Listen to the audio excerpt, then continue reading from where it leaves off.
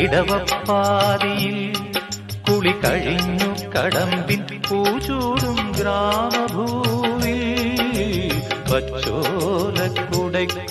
നിന്നൊളിഞ്ഞു നോക്കും കൈതപ്പൂ പോലെ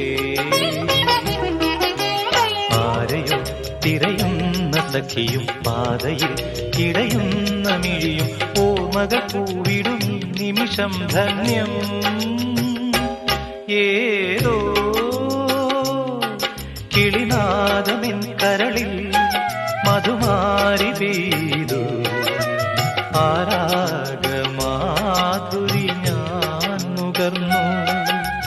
അതിലൂറും മന്ത്രമാം ശ്രുതിയിൽ അറിയാതെ